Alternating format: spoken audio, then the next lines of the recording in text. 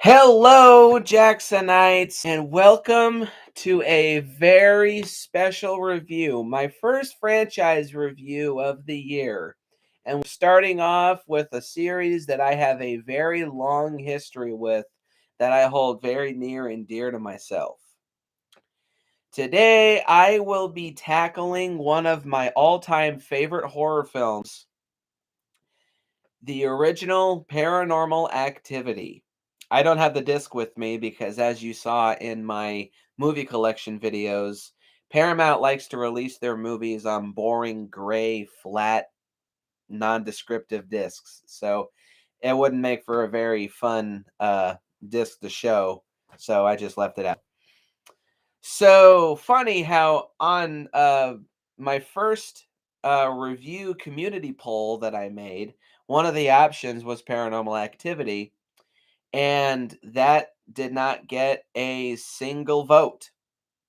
I don't know if that's because if I just posted stuff that was more interesting, or if this was the one thing that nobody gave two shits about. So I don't expect this to get a lot of traction, but I've been wanting to talk about this franchise for a very long time, and I've been wanting to reevaluate these films for quite some time as well. Now, I say that, technically speaking, in the early days of my channel, I technically have talked about these films before. I, for some reason, got in my head that I should do review this series as a 50 video special, and, and I blew through all six in just a few days. But those were terrible videos, and they no longer exist, and they haven't existed for a very long time. But it's been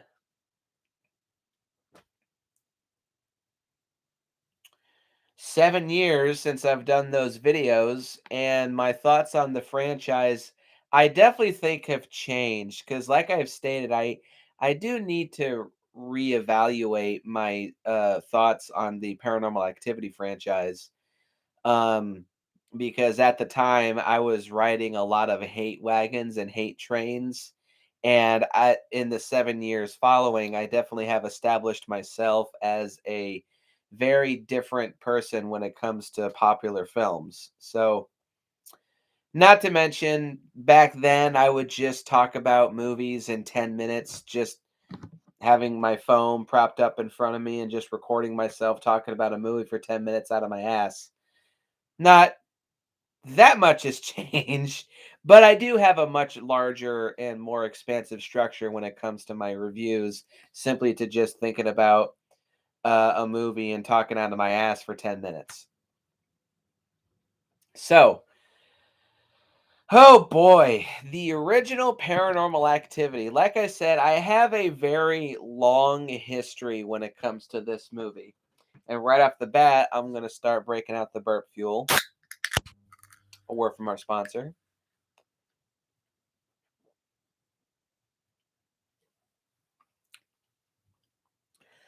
Ah, cherry flavor. Okay. Paranormal Activity resonates with me very, very, very strongly in many, many ways. Growing up, um, so I believe in ghosts. I do believe in ghosts. I believe in demons. I believe in angels. I believe in the spirit realm. I believe in the supernatural. And what is the most basic Halloween tale or scary story other than a ghost story? Growing up, I was a big fan of ghost shows like The Haunting from the Discovery Channel, The Haunted on Animal Planet, Ghost Adventures on the Travel Channel. I haven't watched Ghost Adventures in years.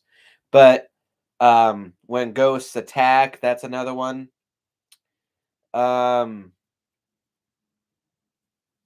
I never was into Ghost Hunters because that one always came off like being a bit hokey to me, but and especially when it was revealed that the show actually is fake. Not long after the show came out, I am one of those people that does believe Ghost Adventures at least is real.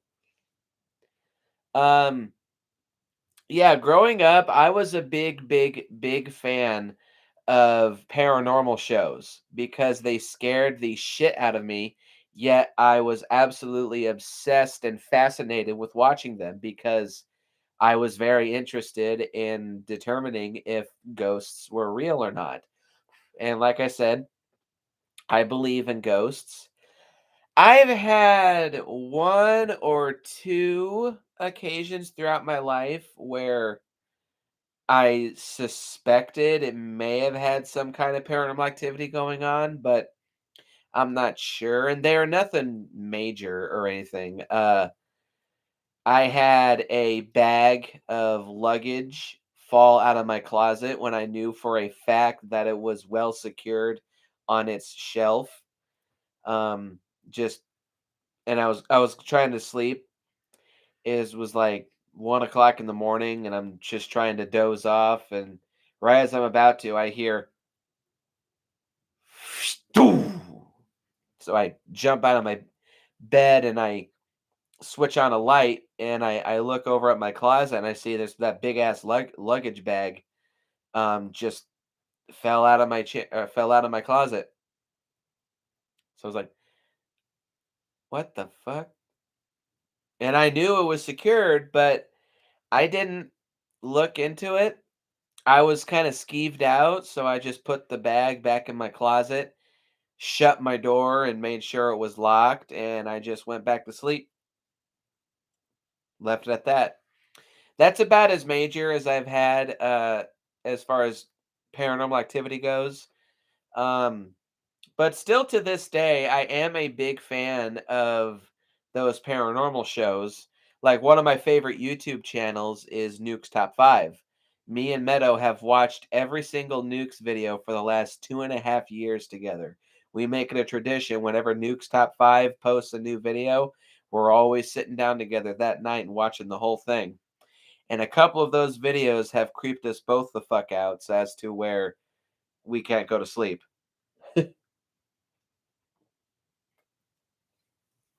And ghosts do scare me. They're not my favorite um, movie monster, but ghosts do scare me because I do believe in them and because I do believe they can be real. So that kind of taps into that primal fear of like, this is something that I can actually encounter. So I take this a bit more seriously. And I'm a little bit more scared of this in a real life fashion. Um, Sadly though, there's not that many great ghost films in my opinion. I haven't really seen that many good ghost movies or haunting movies. Like Poltergeist is okay, but I haven't seen that movie in a very long time, so I couldn't really tell you what I thought of Poltergeist. I saw it once like 10 years ago and I thought it was okay. I don't like The Shining. I like House on Haunted Hill by William Castle, but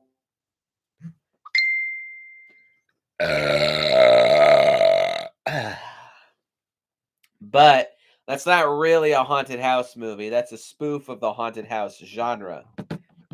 I still like that movie though. It's a good one. Vincent Price is always fun to watch. Uh 13 Ghosts, I think, is a massive product of its time. It's got great special effects, but it's just kind of okay. I don't really think there's a lot of really good ghost movies out there. Oh, The Fog, that's also a terrible movie. Both the original and especially the remake. Holy shit, that was bad. So, yeah, I don't really think there's a lot of good ghost movies out there. But the Paranormal Activity franchise, even though this is more of a demon franchise, still though, it's a ghost franchise, and this is the best of the best.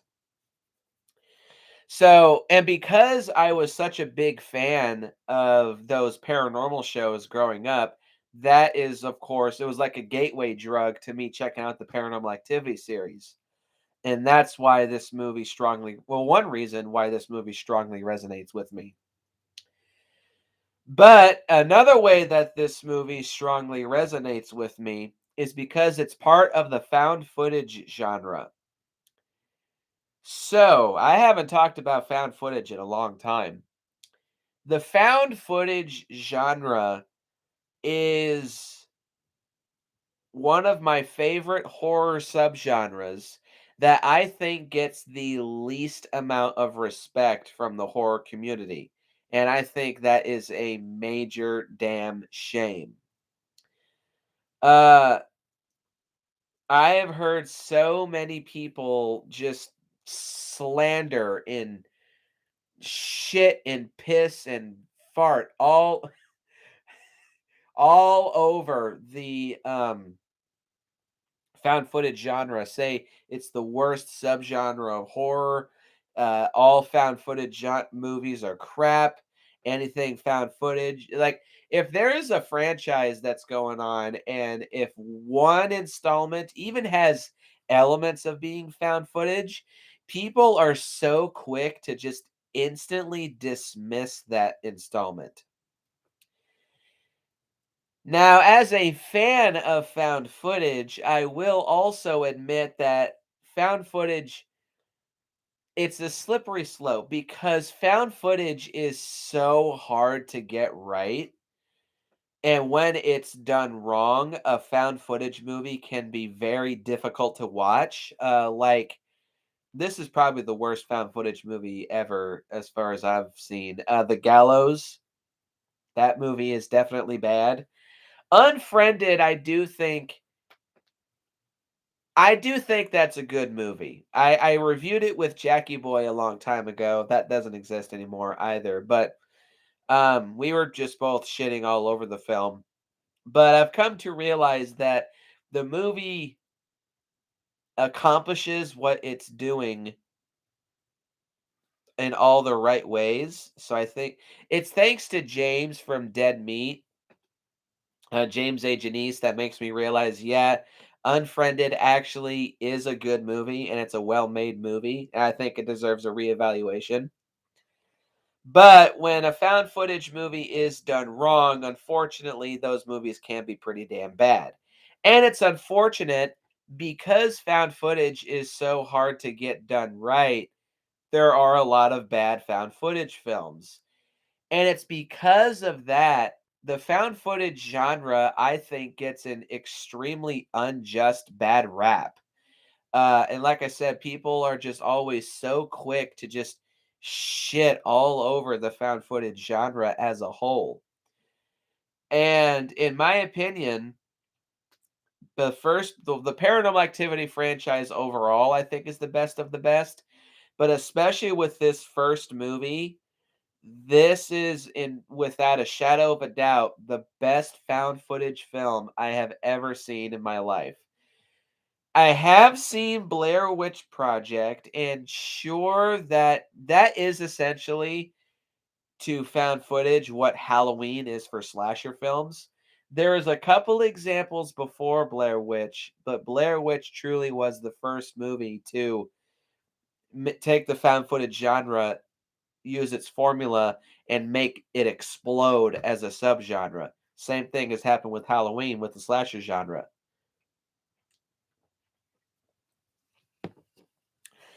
But I have seen Blair Witch. I saw it only once. I appreciate the film for what it is,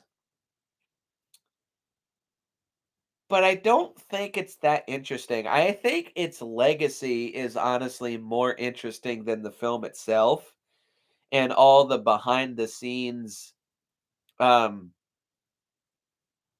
story and production stuff that happened leading up to the release of that movie is more interesting than the film itself, honestly. So for me, now technically, I will say probably the show Lost Tapes is my all-time favorite found footage media overall. But when it comes to movies, um, Paranormal Activity is where it's at, as far as I'm concerned, the best of the best. And it's such a shame that more movies like this aren't made because, in my opinion, of all the monsters that could be used to make a found footage film, aside from zombies, I think ghosts just kind of lend themselves perfectly to a found footage film because it just looks so easy. It would be such a simple because ghosts are such simple monsters and entities, and the found footage genre is so simple in and of itself.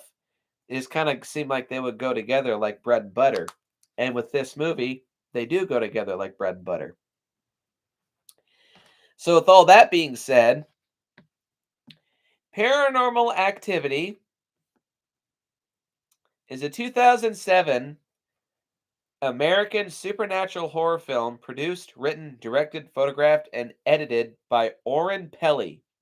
It centers on a young couple, Katie Featherston and Mika Sloat, who are haunted by a supernatural presence in their home. They then set up a camera to document what is haunting them. The film utilizes found footage conventions that were mirrored in the later films of the series. Originally developed as an independent feature at and given film festival screenings in 2007, the movie was shot for a whopping total of $15,000. Yeah. It was then acquired by Paramount Pictures and modified, particularly with a new ending that cost an additional $200,000. This is news to me. It was given a limited US release on September 25th, 2009, and then a nationwide release October 16th, 2009. The film earned nearly $108 million at the US box office and a further $85 million internationally for a worldwide total of $193 million. Paramount acquired the US rights for 350 grand.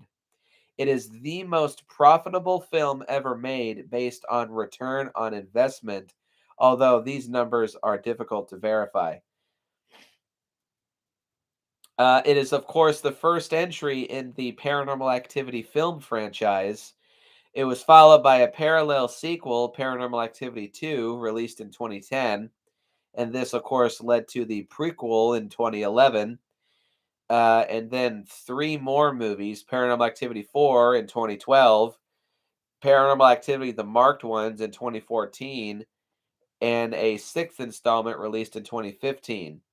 There was a video game, The Lost Soul, released in 2017, which I had no knowledge about, and a seventh film, Next of Kin, released in 2021. And apparently, there's also an eighth movie on the way to be released later this year, this being the first installment since this one to have Oren Peli in some kind of involvement. Yeah,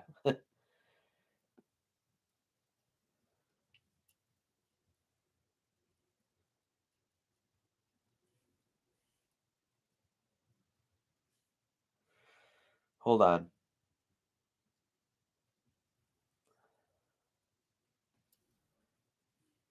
The production of this movie was pretty interesting.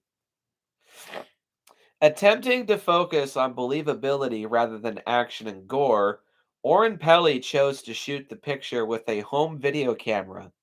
In deciding on a more raw and stationary format, the camera was almost always sitting on a tripod or something else, and eliminating the need for a camera crew. A higher degree of plausibility was created for the audience as they were more invested in the story and characters.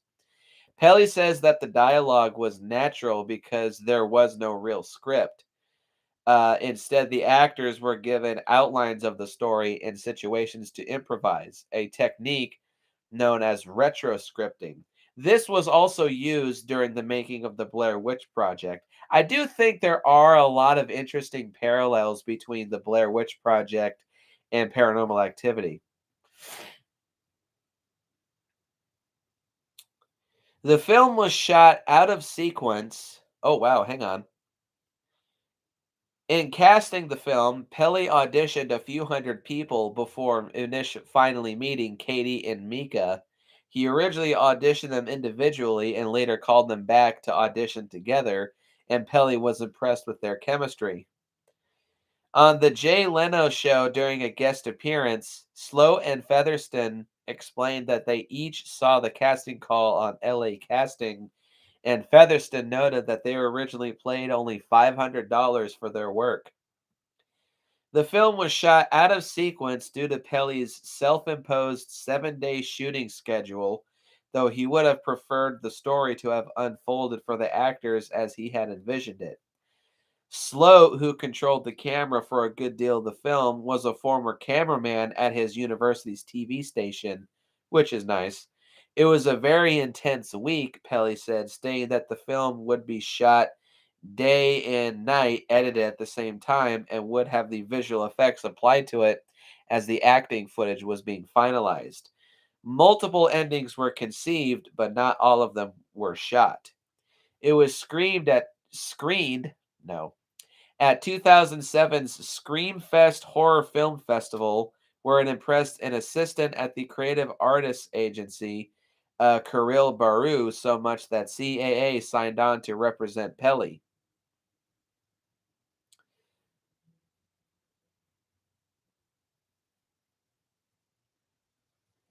Hold on.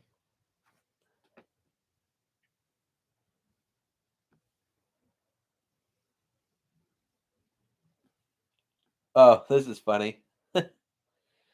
Um, during the screening, when it was acquired by Paramount, what's this guy's name?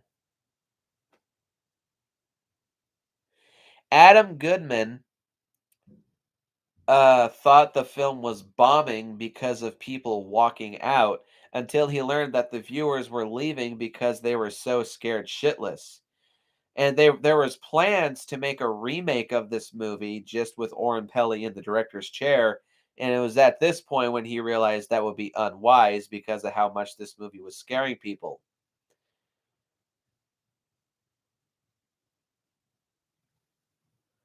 Um, when Paramount Pictures got their hands on it, the only thing that they decided to change was the ending. I'll talk about the endings later, but it was due to Steven Spielberg's involvement, who saw the movie and loved it, was then they decided to reshoot this movie's ending so that they could get the franchise. I'll talk about this later. But afterwards, when the ending was shot, it was released in 2009 and, of course, made a butt fuck ton of money and spawned its own legacy. And with all that being said, 23 minutes into the review, let us get into the plot of Paranormal Activity, shall we?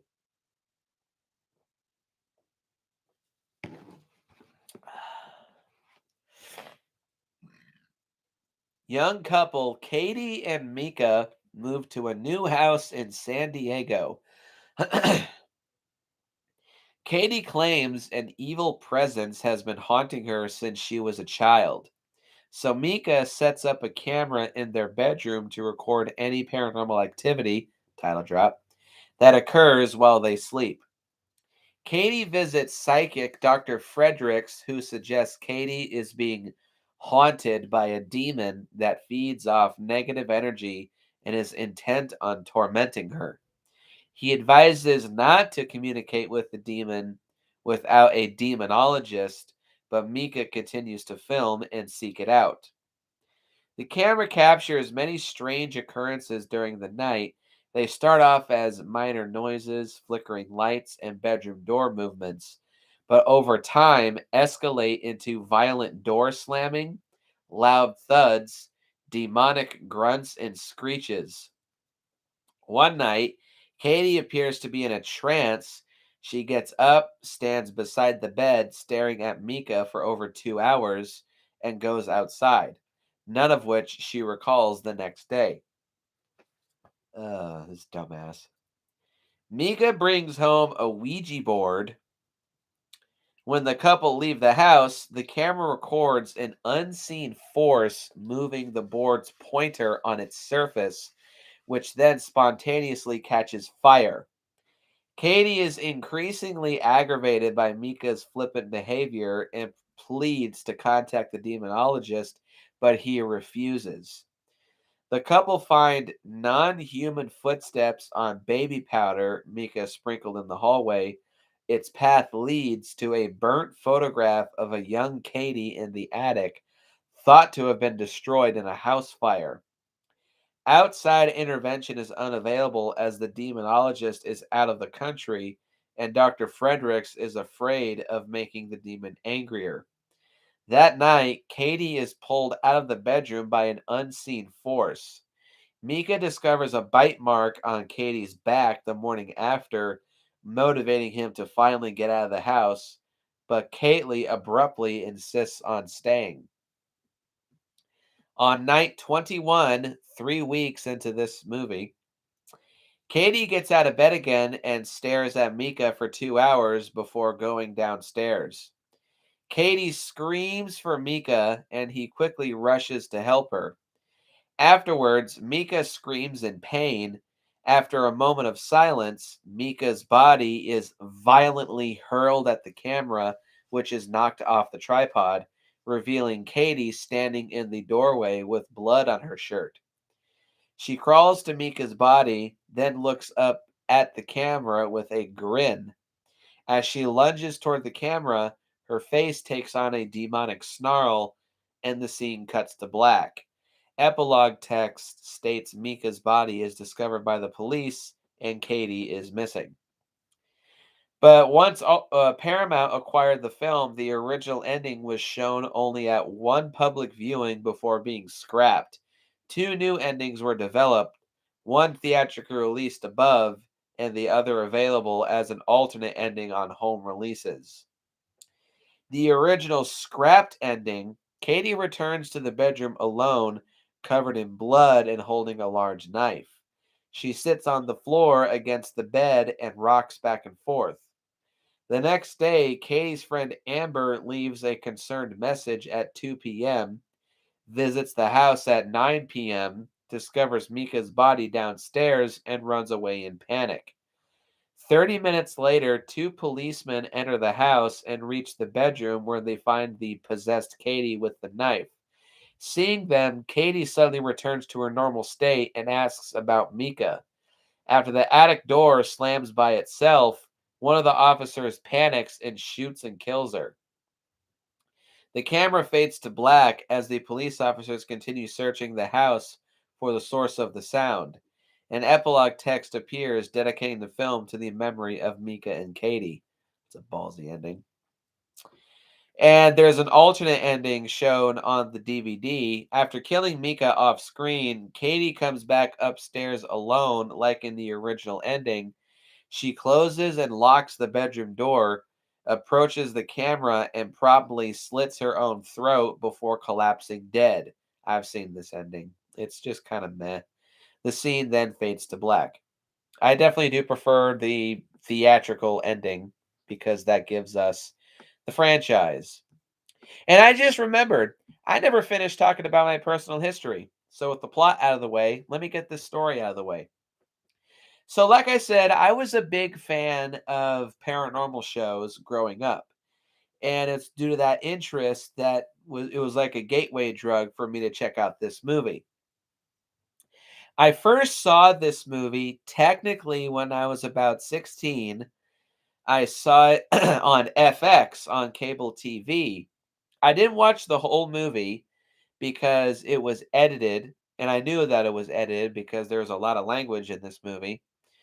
But I still wanted to check out some form of the film. I watched up to the scene when we first hear the demonic screech. And then I shut it off because I got major goosebumps and I was just like, It's almost 9 o'clock at night. I'm about to go to sleep. I don't want to watch this and scare the shit out of myself. So it definitely left a lasting impact on me. But I did not see the movie in full until late 2015 when I bought this movie. I bought a 5 pack of the first 5 movies um, for myself from my local FYE. And this was around the time when the 6th movie was ending its theatrical run. At a later date, I did end up buying a 6 pack of all 6 movies at the time after Ghost Dimension had come out finally to DVD. So I gave that 5 pack that I first had to my brother because he's also a fan of these movies. Um, but with that 5 pack was how I was able to watch the first Paranormal Activity for the first time unedited. And when I got it, I knew I had to make it a special occasion.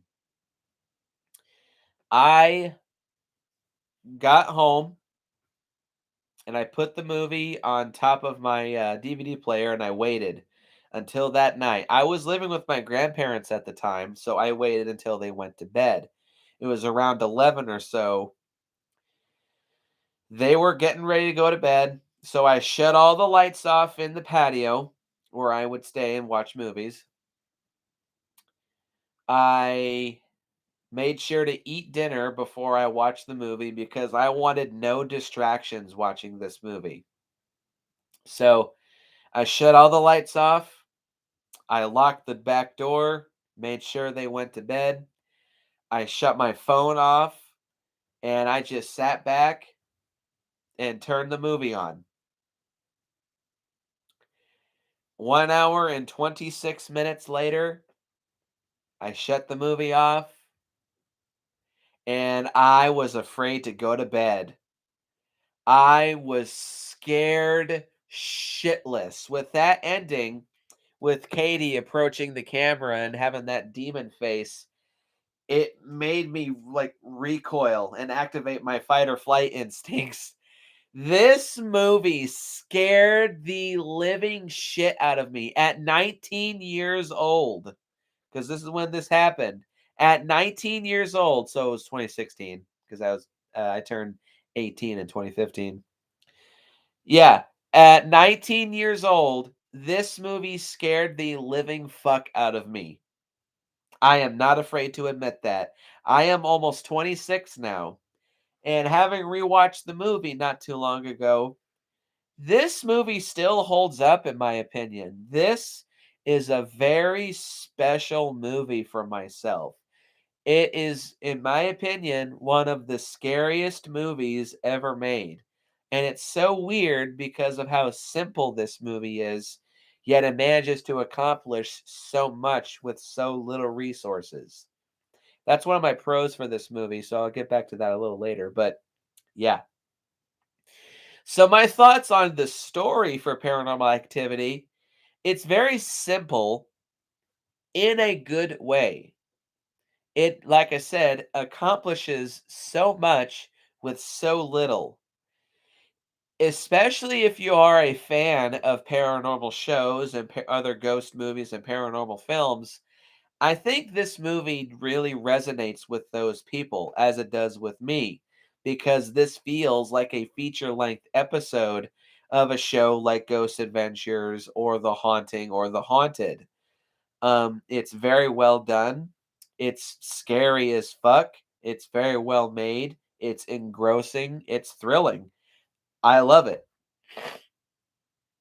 There's not, admittedly, not that much to say because this movie, it does accomplish a lot, but it also accomplishes not that much because this movie is so simple. But that's just fine. Um, there's nothing wrong with that.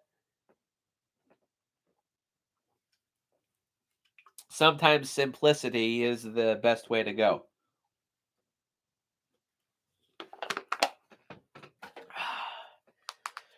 So, with all that being said,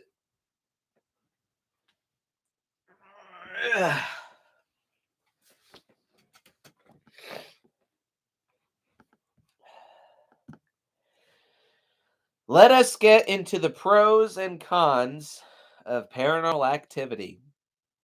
Pro number one is Katie, played by Katie Featherston. She's very likable. She's very believable. She's very real. And she's also very sympathetic. She, her chemistry with Mika is quite strong. Her chemistry with the audience, almost it feels like, is very strong because she immediately establishes that she's been dealing with paranormal activity all of her life. And at first, it's kind of subtle, but as the movie goes on, you can feel her growing frustration and paranoia in dealing with something that's constantly scaring the shit out of her. And you feel her frustration in not wanting to egg it on, not wanting to make it worse, and she just wants it to go away. Because I imagine that constantly feeling haunted, stalked, and followed, it's a very draining and exhausting feeling. Constantly feeling like you have to watch your back and look over your shoulder, constantly feeling like you have to uh, just be afraid to live your own life, I'm sure gets very, very, very old. So she's very likable, she's very sympathetic, and she's very easy to attach yourself to. Um, And as the movie goes on, you grow even more attached to her as the film goes on. And it's because of that that makes Katie as a character very tragic, in my opinion, because in the end, she ends up getting screwed. She gets possessed by a demon. And then by the end of it, you just feel hopeless and empty. More on that later, but you feel bad for Katie because by the end of it, you're just like, oh, you poor thing. So Katie is a very likable character. She's very simple, but she's still very likable. And now just talk about this. So pro number two, it's simplicity. This movie is very simple, but there's nothing wrong with that. It's a very simple story. It's a very simple setup. This movie has very simple characters. Um, it's simply made. It's just a very simple film. But that's fine because it's astonishing, it's inspiring, and it's also refreshing. Again, kind of like with The Invisible Man, though this one even more so than that movie. This movie manages to accomplish so much with so little. This movie was shot in Oren Peli's own house. This movie uses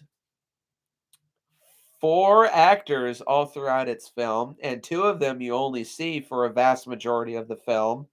The effects are very simple.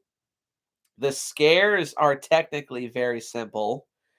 This movie overall just screams independent filmmaking. And I think that's a good thing because it's a great example to show independent filmmakers like, hey guys, this movie was shot for only $15,000. That's not a lot of money in filmmaking terms. That's like that makes shoestring budgets look big. This movie was shot with a freaking fishing line budget. And it accomplishes and does so much with so little. It's very inspiring and astonishing. Um, like I said, sometimes, and also, like I said, uh, with the refreshing aspect, you see so many movies that have these giant hundreds of millions of dollar budgets and they fail. They try to do so much to impress the audiences and they still fail. But with this movie being so simple and having so little resources, it's refreshing to get back to basics and see just what a clever filmmaker with simple storytelling and limited resources can accomplish and do so much with so little.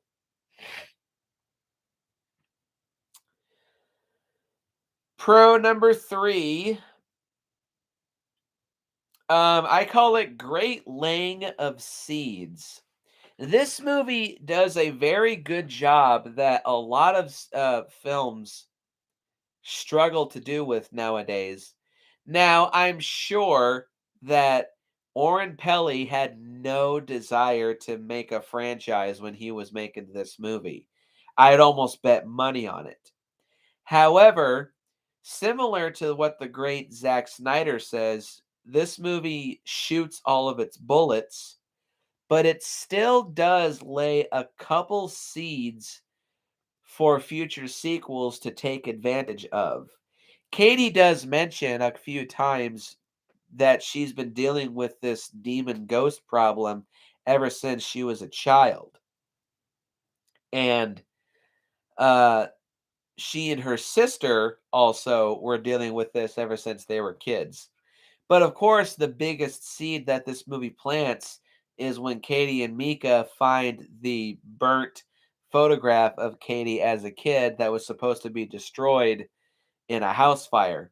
She takes this one look at this photo and she's like, I haven't seen that picture in 15 years. This was supposed to be destroyed in a fire. What the hell is this doing over me in the fucking attic? Um, Great little sprinkling of seeds. That's what this movie accomplishes. And again, it's so simple. It's so simply done that it's genius. This movie did not have to use that as the seed for a future sequel. It could have just been a throwaway line, just a throwaway scene to show that this demon has truly been following Katie ever since she was a kid. It didn't have to be a seed for a sequel, but they took that and they said, hey, this sequel that we're doing, it's going to be calling back to this photograph. So keep your eye on this. It's genius.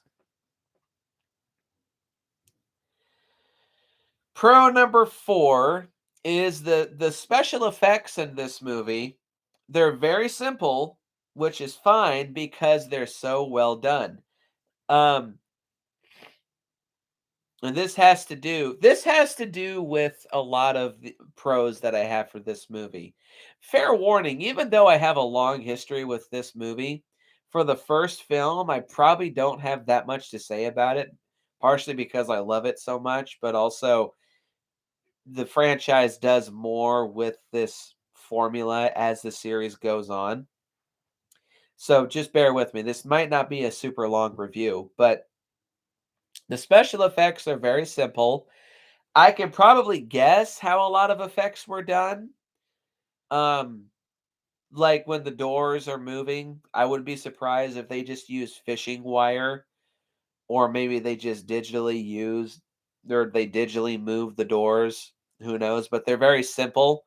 The demon footsteps and the baby powder, surely that was digital. Of course, Katie's demon face at the very end was a CGI effect, but it looks good. It's disturbing and frightening enough, and it's a very quick scene. There's some jump cuts that are done well. There's some fade cuts that are done well. Um, that's really about it. This movie doesn't have a lot of special effects.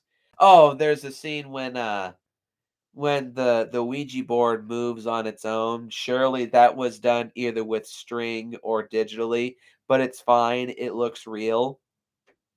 And there's a scene too when Mika and Katie leave right before the Ouija board moves on its own. There's like fake plants that they have in the house, and you see them flutter in the wind, like there's wind blowing in the house, but you hear nothing and they don't have a fan. They probably were just using a fan right behind the camera to show the leaves being blown by wind, but it's a very, very creepy shot. But yeah, all the effects are really well done. They're very simple, technically very cheap, but this is a cheap film, so it's fine. Um, okay, so pros number 5, 6, and 7. Do I have 7 pros?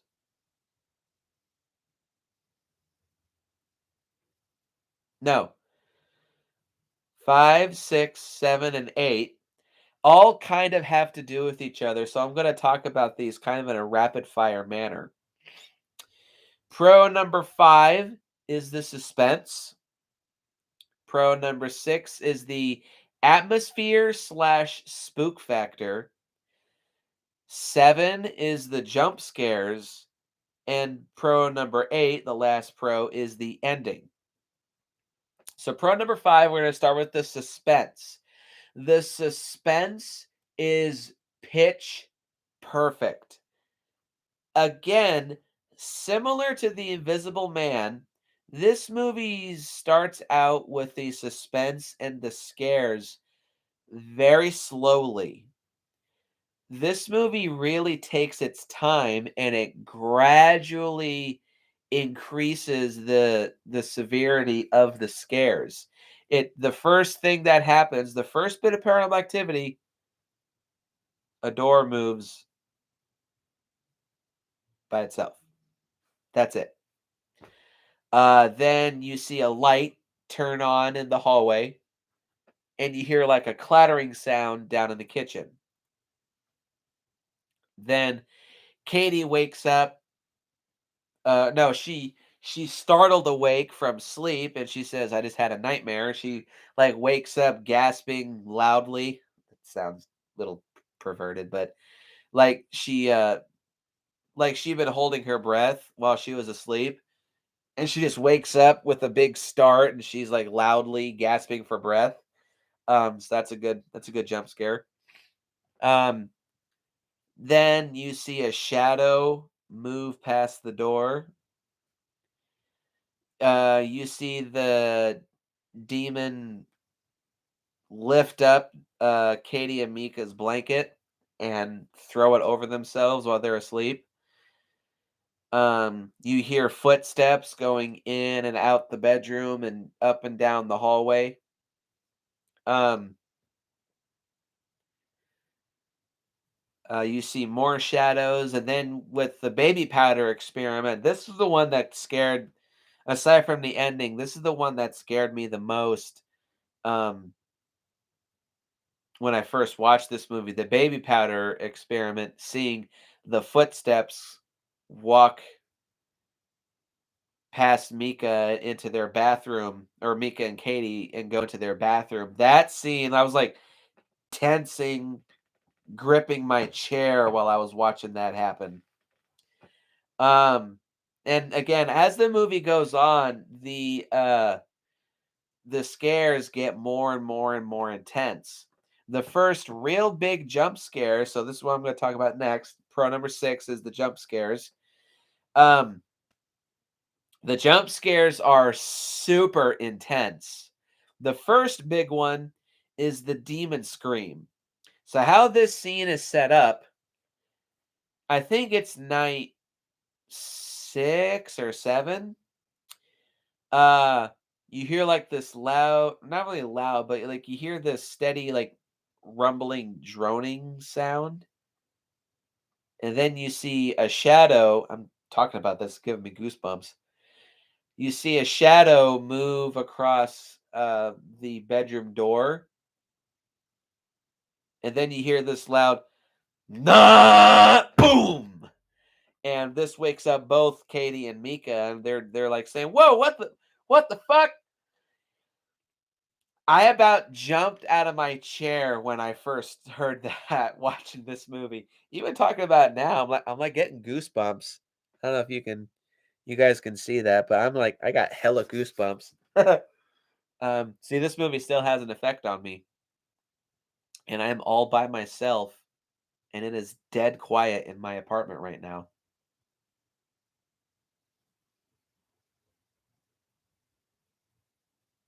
Anyway, um, yeah, that scene is definitely pretty nerve shredding.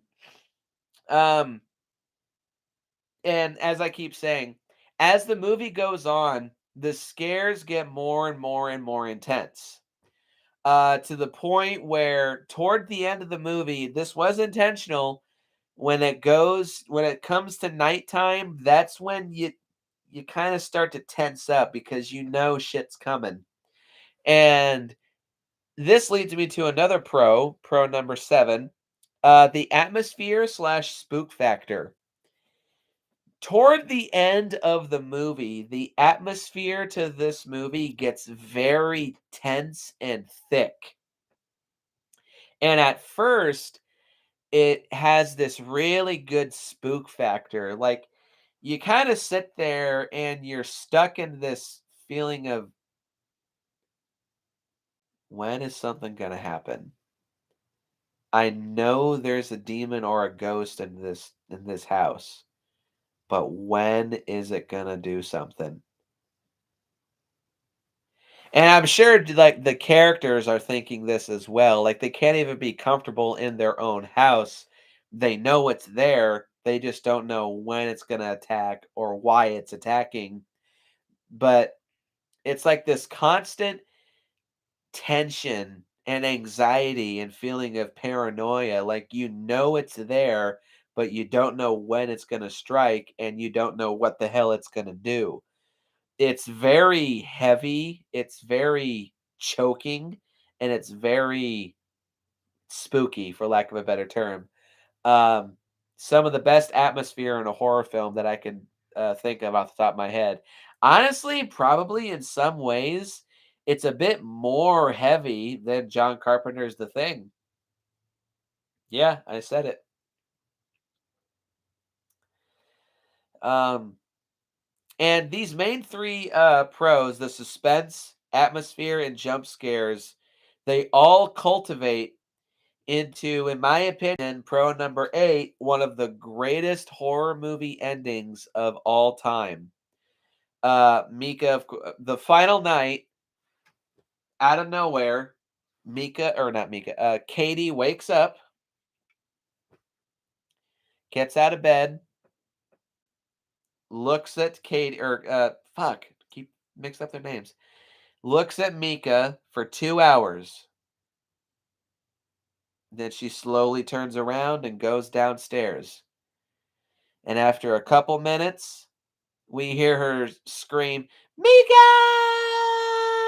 And she just starts screaming bloody murder down in the kitchen. Mika wakes up, looks around, just hops out of bed, and is like, "Katie! Katie, what's wrong?" As she's still continuing to scream. You don't see what happens. You just see the camera pointing at the bed and bedroom door. But you hear this big loud commotion downstairs. You hear Mika scream in pain. You hear a loud thump, and then silence.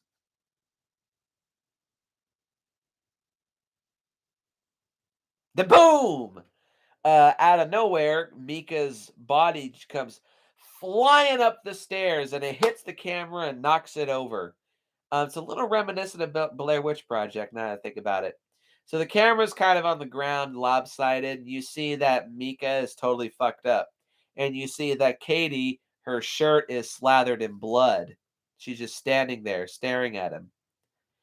She gets on her hands and knees and like crouches down and looks at Mika's body. Then she looks at the camera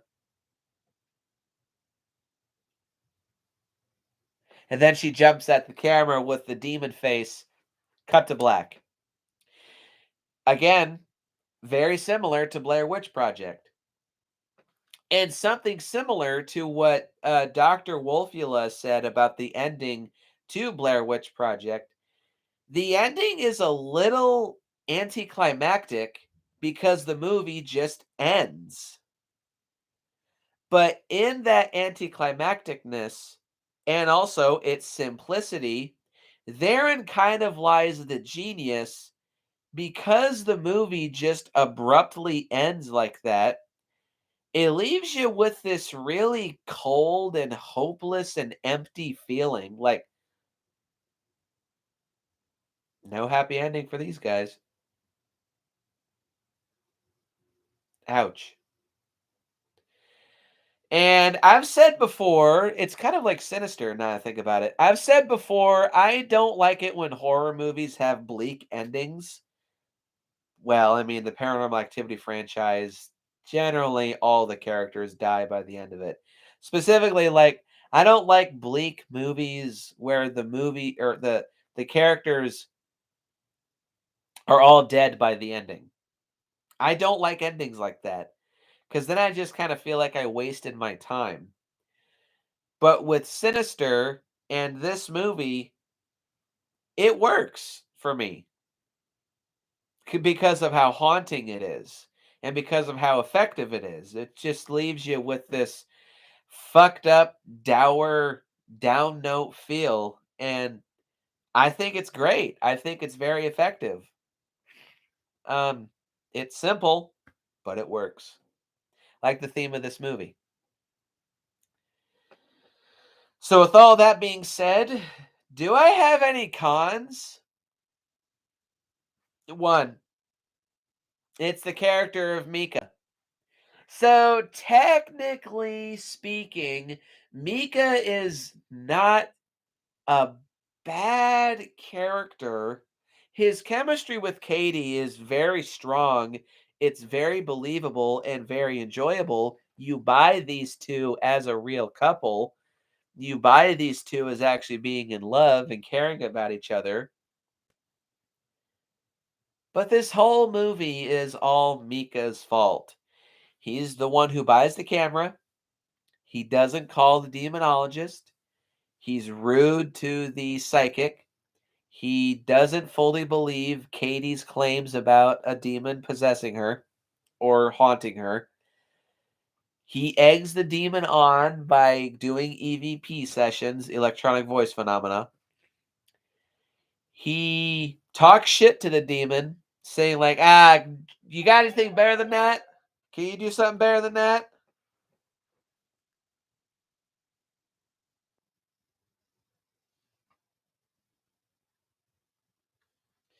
Sorry. Um, he's the one who keeps egging the demon on over the course of the film. And the biggest one of all, this is such a total horrible boyfriend moment. Katie begs Mika, please don't get in a Ouija board. Please don't get a Ouija board. For those who don't know, a Ouija board is that spirit board that they're like this big or so. They have all the letters yes and no in the corner. And apparently, you're there it has this, I think it's called a planchette.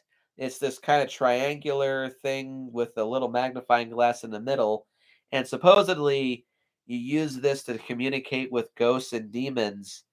They use the planchette to spell out words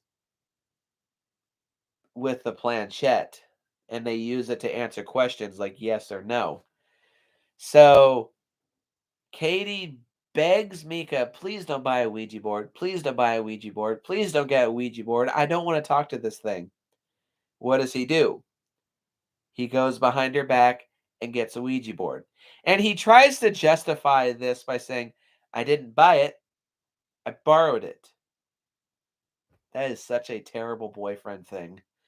Um, It's such a weak justification.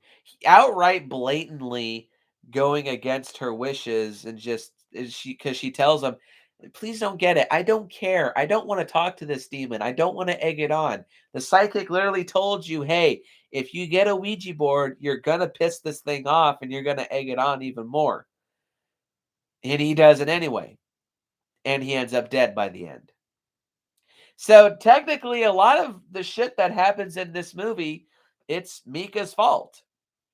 So Mika is kind of hard to sympathize with, and he's kind of hard to like, even though he's acted well and his chemistry with Katie is very believable. Still, it's just a little frustrating watching Mika be just a complete dumbass throughout this movie. Still, though, it doesn't take anything away from this movie, and it doesn't ruin it in any way, shape, or form. The original Paranormal Activity is one of my favorite horror films of all time. This movie strongly resonates with me. It strongly works for me, and it's just a very special movie in my opinion. I was originally going to give this a 9 out of 10, but honestly, I love this movie so much. I'm probably going to watch it again right after I'm done doing this video. Uh I'm gonna give this a perfect 10. I love the crap out of this movie. It's a very great start to a pretty good franchise, even though it trips and stumbles in its last couple installments. But still, this is a great film. This is a great horror film. Great ghost movie, great demon movie. It's just a great movie. I love it, and I highly recommend it. If you're not a fan of found footage movies, if you're not a fan of ghost movies, I still recommend you give this a watch. But of course, if you are a fan of found footage, if you are a fan of ghost movies, and especially if you're a fan of stuff like Ghost Adventures, Ghost Hunters, or The Haunted, I highly recommend you give this movie a watch. It's very similar and it resonates with me as a fan of those shows very strongly. So I'm sure it'll resonate with you people too. So, 10 out of 10 movie, highly recommend. This is a Nick's special, but who cares? Post your comments down below. Let me know what you think. Hit the like button, hit the subscribe button, and share this video with your friends. Sorry. Look forward to next week's content. And remember, if your girlfriend asks you to not get a Ouija board because of her issues with paranormal activity, maybe you should not do that and listen to what your girlfriend asks and be just a good spouse. Come on now. And I will see you guys in the next video.